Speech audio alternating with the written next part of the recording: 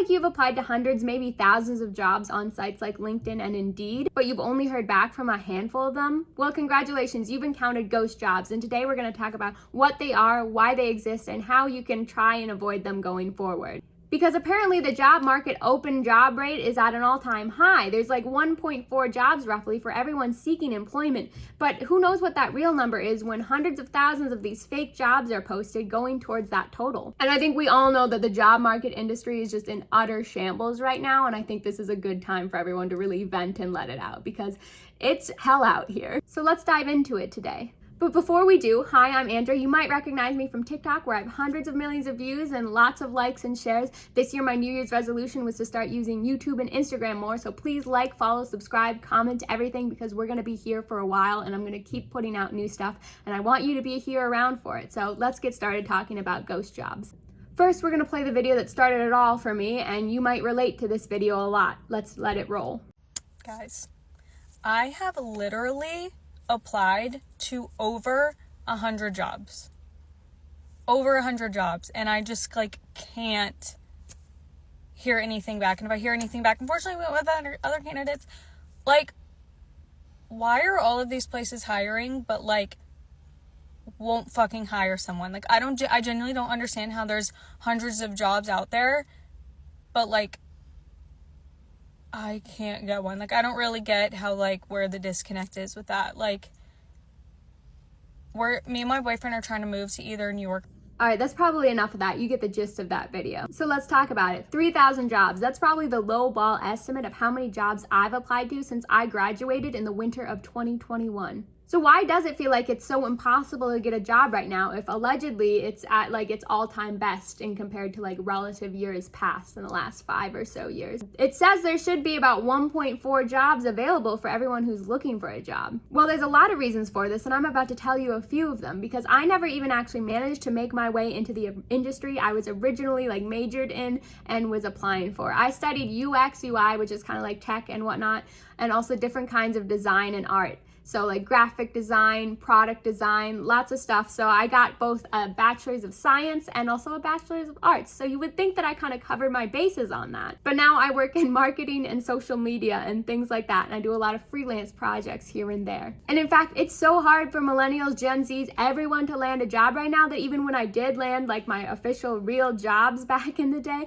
I continued to apply to jobs because I knew that's how long it would take to get another job if something happened to that job. It could take possibly years, who's to say? And I got laid off this week from one of my 3 jobs. Yes, 3 jobs I work because of budgeting reasons at the company, of course. So it's no big loss, but I haven't even started trying to update and edit all my stuff because applying to jobs just feels like such a lost cause right now and it's so stressful. So of course I decided to film this video instead. Subtle plug to please like and subscribe, please. And people like this who are selling you services and coaching might tell you that you're the issue that's going on here, but honestly the real issue is completely out of your hands, which makes you feel all the more helpless, sadly. Because when I finally managed to find actual real jobs and real postings and get those interviews, I would always make it to final round interviews and whatnot because I'm good at interviewing and I'm good once I can find the real job. I had 3 jobs up until this week and I've had a couple jobs before that, so I know how to do work and I'm good at work, but the trouble is finding it. And the answer is right in front of your eyes because when you open up your LinkedIn, you look at it immediately, it looks like this, and what do you notice right away? It only says that one of your applications was viewed, and more oftentimes than not, it just looks like this where absolutely none of them have been touched at all. That's because none of these jobs are actually real, and I can confirm this now as someone who has worked within a company that used to do this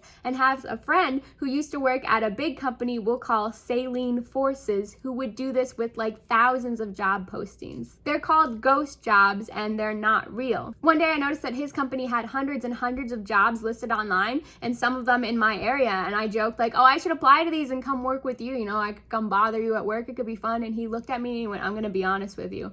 Probably none of those jobs are real. We post hundreds and hundreds of fake jobs for a lot of reasons. And some of my old jobs used to do this as well now that I've worked at a couple of places. One, it looks good on the outside from investors. It looks like you're always hiring and things are always going well and you're always expanding, but the jobs are fake. They're not going to respond to anyone that responds to them.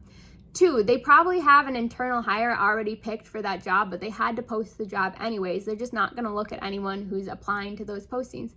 And 3, I'm not sure about this one exactly, but I have heard that back in like the COVID days, there used to be some sort of like a write-off, or they would give you benefits if you were still hiring people. So companies would just post fake job listings to make it look like they were always hiring people. Although that 3rd one, I'm not exactly sure the details of it, so don't take my word specifically for that. And one of my old companies used to do this as well, but we mostly just used to post it in case like the perfect Goldilocks candidate came along to take the position, but that never really happened. And so all of these dead job postings go into this count that says that we have like the best rates going on ever, and there's 1.4 positions available for everyone who's unemployed. But another thing is that a lot of the positions that go into that number are jobs that people are leaving and no one wants to work because they're not really fair wages or treatment happening there, you know? Like people are leaving the service industry, restaurants, all those jobs, no one wants to work anymore because you're not getting paid fairly and you're not getting any benefits. So there's tons of those jobs going into this number as well. And a common argument for this I always hear, which is like a band-aid solution, like go into the trades, there's so much happening in the trades. That's not a solution, because if everyone in the world went into the trades, no one would be able to get into the trades anymore because everyone would be there. The solution is figuring out how to get LinkedIn and Indeed to crack down on these and like essentially punish companies for posting and not responding to people or doing anything. That shouldn't be allowed. But here's some of the ways you can try and avoid it. One of the best way, obviously, is to go to the business's website specifically and apply straight on there. That's not always a guarantee, but I've had better shot with that. Obviously, people will say go in person or call them. You can't always go in person if the job's like in Florida or somewhere else. I get that. But that, I mean, technically, yes. Although that will eat a lot of your time and valuable hours, and it's just a bit unrealistic for a lot of us. Another good way I started noticing what companies were doing this to avoid like just even wasting my time on the applications in the future is because I kept continually like checking the market and always like applying even when I had a job. I would notice repeated companies that would put up like the same position, and you can see date posted by it, right? So I started noticing patterns. Like I think that I recognize that this company had this position posted a month ago, but this one said posted a few days ago.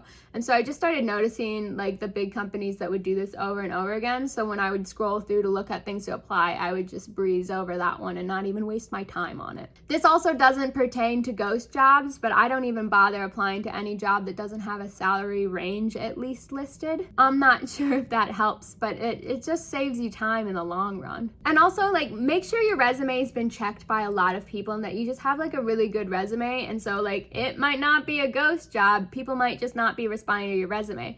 I've had my resume looked over by tons of people. I used to hang around in HR at one of my jobs when I got bored, and I would help review resumes. So if you're interested, like comment below and I could make a whole video going over how to make the perfect resume.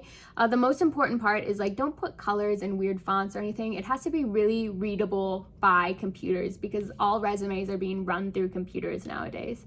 Also, like, I could go on for hours about that. Just let me know if you want to dive into that, because I have so many example resumes and past iterations of my own, and I can tell you which ones have performed the best and the worst. Believe me, I've done the run of this. Like, my resume is pretty set. It gets a good response rate from most places that are real that I apply to now, luckily. But yeah, let me know what else you want to see, and like and subscribe, and good luck on your job journeys out there, and I wish everyone the best.